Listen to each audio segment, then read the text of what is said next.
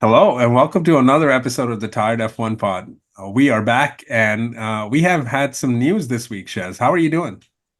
Oh my God, I'm so excited. You You have are no idea. you're so excited. So, for those of you that have been with us for a while, you will note that Shez and I have had an argument about this specific person at the very beginning of this endeavor that we call the Tired F1 Pod.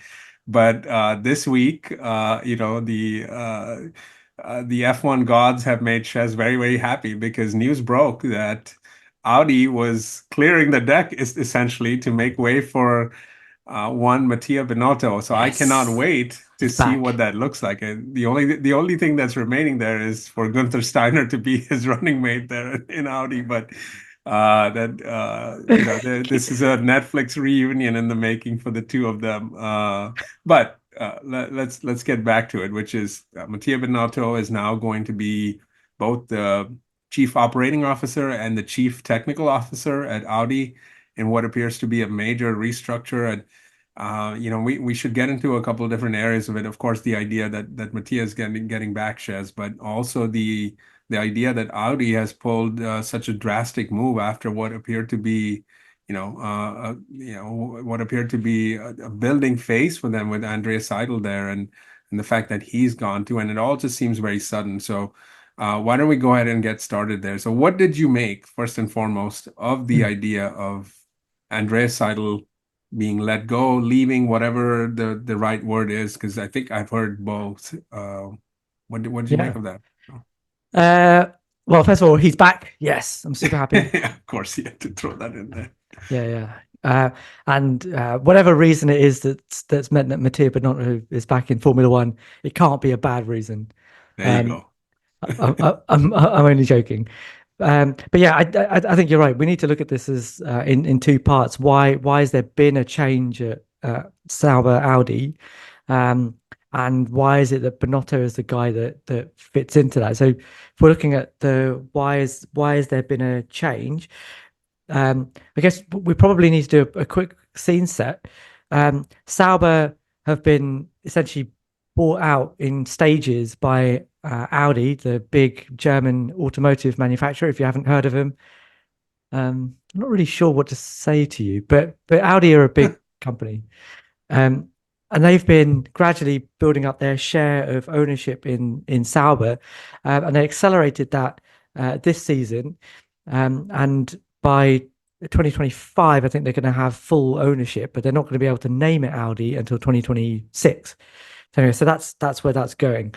Um, but at the moment, why have they felt that there's needed to be a change? Well, right now, up until this raft of changes, you had Andreas Seidl as the CEO, and you had Oliver Hoffmann, who was um, once on the board of directors at Audi, big the main company. He moved down to be chairman of the board of directors at Sauber. So that was Audi getting their mitts in early. And what has happened is both of those guys, not just Seidel, both of those guys have been let go. And I can think of probably two reasons that we need to talk about why that's happened. The first is the on track performance of Sauber, and the second is a little internal rift that's happened at Sauber Audi. And then, just as a quick bonus, a little assessment of what I think about Andreas Seidel. We can come to that in a minute, but. What have you made of Sauber and their performance on track? I'll give you this just to chew on. They're currently last in the constructors' championship, and they have not scored any points so far this season. As far as I understand, they're the only team that hasn't scored a point so far. Oof, yeah. It's not entirely surprising to me, right? I mean, ever since, news broke out that, Audi was going to have the full takeover, and then the fact that this is a team in transition, I don't know that you could have really expected a whole lot. So I'm not surprised that they haven't scored any points. I mean, they have looked competitive in terms of trying to be able to grab that one lonely point at the end of the top 10 or maybe even the last couple of spots. But Hmm. I mean, they infamously started the season with not being able to change tires, which I just thought was nature's way of letting us know that Valtteri Bottas can never get tires changed when in a Grand Prix. Like I felt like that was just for whatever he has done. He's getting punished for it, which I don't know what it is. But to be honest, I did not expect a whole lot from this team, and I do want to bring Carlos Sainz into this briefly because we've talked about his decision on wanting to go there or not, and I think you were very critical of the fact that Andreas Seidl there might actually be a deterrent to him, and I think the one thing that this move just sort of speaks about is the fact that this is a team in dysfunction, and even in more dysfunction as transition comes. The thing to note, Chaz, is I don't know if this is just a factor of being in transition or there are truly organizational issues and problems. And I don't think you can probably uncouple the two, right? It's got to be kind of tied in. So that's my sense of it. I never really expected much from them this year anyway. Yeah, but they've been really bad, man. They were pretty competitive in 2022, at the beginning of the season, weren't they? And then they've just gone backwards. So as in more involvement is coming from Audi, more money has been pumped in, and yet they've gone backwards. That can't be a good look. Um, I've been a bit bored by their driver lineup. Like Joe and Bottas are both very amicable, amenable people. But it's not a driver lineup that you think, this is really gonna take over the world. And they seem to have had a lot of trouble getting hold of anybody else. And I've had my own reasons for saying that I didn't think Sauber Audi was a particularly good landing place for Carlos Sainz. And this sort of situation makes me understand why. But I can't see them going any further forward without, a big marquee driver signing that tells us, right, somebody else is interested in all of this, right? But yeah, there's something going on here in terms of their internal rift, because I think that you're right, all of this will stem from something like that. My understanding, and this is coming from a couple of different sources, if you look at Autosport, Racing 365, Automoto und Sport in Germany, and The Race, all of them have kind of talked about the fact that Andreas Seidl was recruited from McLaren to be CEO, to run the team independently, do what he needed to do in terms of getting the infrastructure in, make the improvements that were needed in Hinwil in Switzerland to get the team on an upward trajectory. And then I think that the Audi were maybe not so happy with his progress, and they brought in Oliver Hoffmann to sort of oversee things, and that's kind of created a butting of heads. This always happens, doesn't it? That if you start to get upper management involved in the day-to-day running of a Formula One team, you start to see progress stagnate because there's a fundamental clash of objectives between upper management that want results now and the management of a Formula One team that understand that it takes a bit of time for things to happen. And I think Seidl, on the one hand, became disillusioned that he was getting looked down on and meddled with by upper management, and Oliver Hoffmann was upset because they weren't getting enough progress. And Audi, I think, actually, to their credit, rather than putting their money behind one or other of those two and having a big internal battle, sacked both of them and said, neither of you is good for this team. Let's get somebody else. That's how I see that. But I do want to ask you about Andreas Seidl and what you thought about him as a leader at Audi. Did you have faith in him? Were you like, yeah, this is the guy that's gonna? This is a setup question, isn't it? Of course it is. Yeah. So I don't. I don't have major opinions about Andreas Seidl, but I do want to say all the progress that McLaren has seen has to be attributed to him in some way, right? Because he also helped build, and then of course he left. So I wouldn't say he's 100% responsible for where McLaren are today, but I do want to believe that he positively contributed to McLaren in some way or not. But I know that's not how you feel, but I always feel like the impact that you've made is not always felt right away, right? It takes 6, 8 months, even a year later to kind of make things happen. So other than that, Mm. I never thought that highly of Andreas Seidl in terms of being able to be the lead at a team. Clearly, once he got replaced with Andreas Stella, I think they kind of accelerated their progress there. So that frankly, I Yeah. felt about it a certain way. So Oh, yeah, I might have the thing is, I thought he came into McLaren with big fanfare, and it was a sign of Zach Brown sort of taking McLaren to the next level when they were on a bit of a downer. And yeah, he came in and he said, "Right, we need a wind tunnel. Well, we need a driver and loop simulator. Let's get a new technical director in." And you got James Key. But then the results still didn't come, and there was loads of excuses like, "Oh, well, the wind tunnel is coming out next year, so we won't get results until then. Oh, now we've got the wind tunnel, but the driver and loop simulator isn't running yet, so oh, we're not going to get any results until that's online." And he then went off to Sauber, and I guess when I remember when I heard that, I thought, "Oh, and McLaren now going to go backwards." But then they said that Andrea Stella was going to be in charge, and I thought, maybe things will actually be okay. And look what's happened. All the excuses were gone.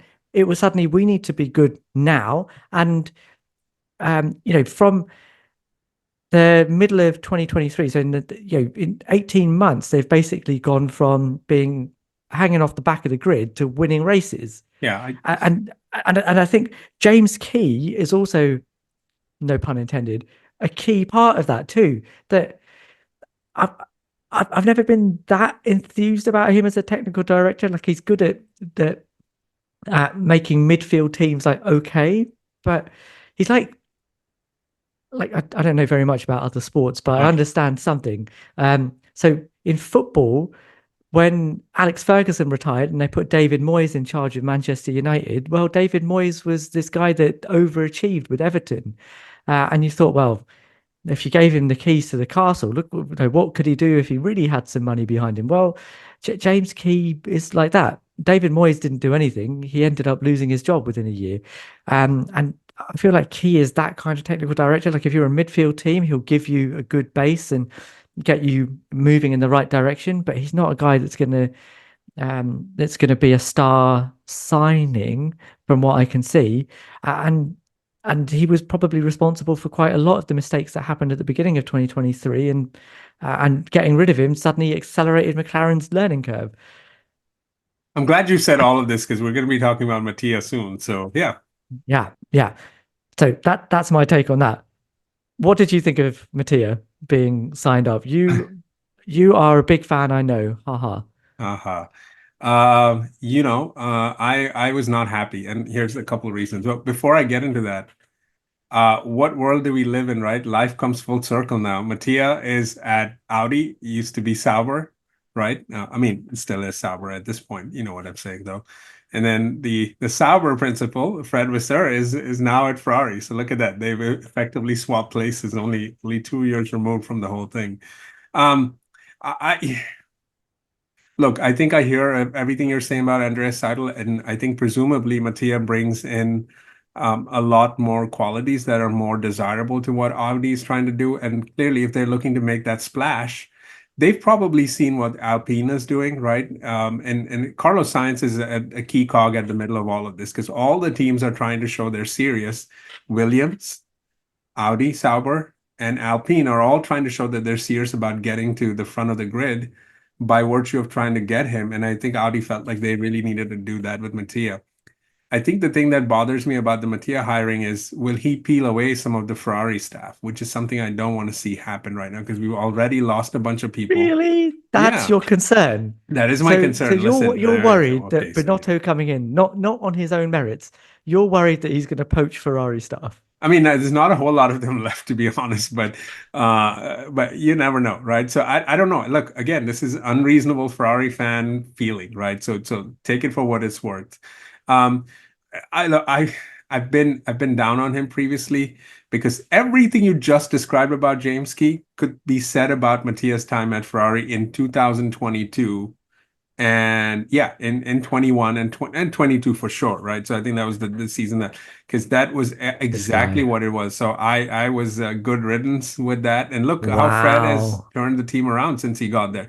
I do think though that Audi is going to benefit a lot from his sort of technical skills. I will give him that, which is him as the technical lead makes a lot of sense. I don't know again if he is prepared to lead organizationally. We've seen that dysfunction at Ferrari too.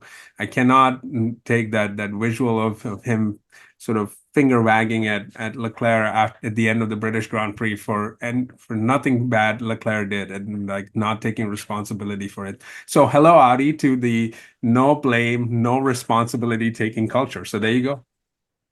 Oof. I have to say that answer went slightly differently to what I expected, Ammar. I thought you were going to say, I hate Mattia. He ruined our team. Um, Well, I mean, yeah, I do feel that way, but yeah. yeah, So I don't congratulations to know. Audi though. I don't know. I think Mattia was perhaps wasted as a leader. You know, in terms of being a team leader, and perhaps there's a risk in bringing him back on as chief operating officer. He's not CEO, but he is chief operating officer there. Uh, but he also has that chief technical officer role. I think there's two sides to this, right? I think there's an experience advantage to having Mattia there, and there's a technical advantage to having him there, right? The experience side of things is okay. You can say what you want to say about him being at Ferrari, but he was at a team for over 20 years that, just like Audi, have an integrated chassis and engine department. They're trying to bring those two things together. You have to marry those two things and make sure they work. Mattia was very good at bringing those two things together. He's at a manufacturer that has a big corporate structure. And okay, you could argue that one of the things that he wasn't very good at Ferrari was being talked down at by the upper management. But this is slightly different in that at Ferrari, John Elkann came in, Vigna came in, and Binotto was not their guy. He was the guy that had been brought in by the previous regime. Sergio Marchionne had brought him in, and you know, Maurizio Arrivabene was affiliated with him as well. Those guys were all gone. This was a new day at Ferrari. So he didn't have their ear in the same way as he will now, because he is the Audi board's hire. He is their guy. And they are talking about having a direct line of conversation with him only and shielding the rest of the team from them. That to me sounds pretty healthy. And you know, on the face of it, he has had a leadership and a technical role combined into one already, hasn't he, at Ferrari? And maybe he didn't do brilliant at the leadership role, but he's not going to be technical. He's not going to be team principal at Audi, because there's a lot of talk already that Mike Crack is now coming over from Aston Martin to be team principal. That to me sounds perfect. I also need to push back a little bit on the technical aspect of things. I mean, you said that you thought he was Andreas Seidl like in terms of Ferrari development. Well, I would argue not. I would say that, you know, in 2017, they probably had the quickest car at the beginning of the season that year. They had a completely brand spanking new side pod that everybody else on the grid copied. That was him. He started to bring innovation to Ferrari at a time when they were just copying everybody else. This They've is what gone we're back to doing with the doing side pod. they've gone back to doing that now in 2017, not 2022. The power unit at that point as well, they had the quickest power unit on the grid. That was again Ferrari pushing boundaries. Yes, they'd probably gone a little too far, which is why they got Are we going to blame him for back. that or no? We're not going to blame him for that. Sure, but you know, I would rather see a team pushing the boundaries, which is what we laud Red Bull and Mercedes for, you know, flexi wings and stuff like that. And yet we're not going to praise Ferrari when they're innovative and do something outside the box that brings performance. I think that's unfair. And certainly when we got to 2022, they had the fastest car on the grid when they started. That's because of Mattia. Now, okay, he had some drawbacks. Sure, they didn't develop the car as well as they could have done. But can you honestly, hand on heart, tell me that that's been solved now? That they're suddenly No, brilliant because at developing a new the car? damage was done then. Nah, no, We you came can't. into You the can't. 2022 season. We were not the quickest car. Max had a DNF. He had a couple of DNFs there. So that dominance is slightly overstated. Let's just because didn't they have a fuel tank issue initially, and there was the different kind of mechanical issue. I can't remember because if Max finishes second in those two races, let's just say he's not winning, right? But he was definitely finishing second or third. That that lead that Charles has Yeah, but looks that's way out of still, sorts. But then you look how quickly they fell off, and what have we criticized Ferrari about for years now? They start off the season well, but they cannot continue developing the but they're car. still doing that now. So how Yeah, can you but now blame that on Fred is Mattia? well, Fred is trying to fix everything, and now you can't because the problem is It's a when completely the different rules technical set. team.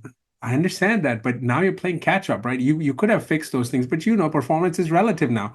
Everyone's moved further ahead, right? And the Ferrari technical team has not been resurrected just yet. I mean, Fred has said that himself. The technical department needs reorganizing. We're No, gonna have a big name. they're losing people, Ammar, I rather than getting understand more that. I people. understand. But this is fallout that happened. This is why I said to assess somebody's impact, you cannot just look at the here and now right after they leave. 6 months on, a year later, that's the impact that they make. Two years now. The 2 years Adrian Newey, now. I know, okay, yeah. Again, I'm not saying that Ferrari have solved everything, but look, we've got Exactly. more wins since he left than he was there too. Like, come on, like this is just crazy. Like, But you were and in a championship battle in it's 2022. only You are no, because you're everyone else further is. away from that now than you were in No, 2022. but we're far more competitive now. Like, I mean, you look at how close the field is now, I don't think but so. the field is very close now. You can't say the field is not close. Like, you can be out of a top 10 just by virtue of a couple thousands of seconds. Like, that's how it is now. It wasn't that way back then. It was either Red Bull or Ferrari, and no one else was even close. It didn't Correct. matter. Correct. And who put Ferrari in that position? The new rule set. Yeah, and who capitalized on them And then when and other then teams what did not? happened there? What happened quickly thereafter? Forget, Like, did I answer when. the question? Okay, Answer fine. the question. Great start. I give you credit for that. I just said that they started well, but they couldn't Yeah. sustain anything that looked anywhere close to it. Yeah. It just didn't. And they barely made it there. Again, if either of the other teams were half as competitive, Ferrari would not be second. They were second by default because Mercedes couldn't get their act I together. I would argue that a lot of the reason Ferrari didn't do well in 2022 wasn't because of the car. It was because they messed up in strategy and messed up on pit stops. And Okay. yes, you could say All that right, fair perhaps enough. Mattia had an issue in terms of his leadership. But I've already said I think leadership was an issue for him. I didn't think the He is technical getting side a of things. leadership role now, though, right? So. Yes, but this time he will have a he will have a Okay. team principal underneath Look, him. I firmly believe that this is about a great situation as he could have hoped for, right? He is going to a quote unquote new team, at least with new management, and they're gonna have pressure on him, but he's also going to be able to operate in a window that is far less pressure than being at a team like Ferrari. And to me, he was just not cut out to be there, even though he had been with the team 20 years. It's different to be a part of the team and to lead it, right? So why? And So do you think it's going to be different at Audi then? I think it's going to be different because A, his role is very different, first of all. And B, I think the expectations are different. They're nowhere right now. We just got done saying that they have 0 points right now. So even if they manage to get 10 points next year, they're going to look great, right? So that's Oh, I just don't it. think they're going to look great. I think they just need to be in place in 2026. And the question that I'm asking is, do you think that Binotto is the guy that's going to lead them to championship glory? No. Fine, you're a definite no. I'm a let's wait and see because I think his Ferrari stint shows that he's got some technical qualities that would definitely be beneficial to Audi. And perhaps he'll have a bit of a buffer in the leadership role with a proper team principal. So I think it's too early to tell. But there you go. Ammar reckons Mattia is clearly not the guy to see Audi to the top of the hill. And I'm kind of like maybe he will. There you have it. That's our thoughts. Tell us what you think. Leave us a like, a subscribe. Leave us a comment. We'll read all of them and we'll reply to as many as we possibly can. We will see you guys in the next one. Later.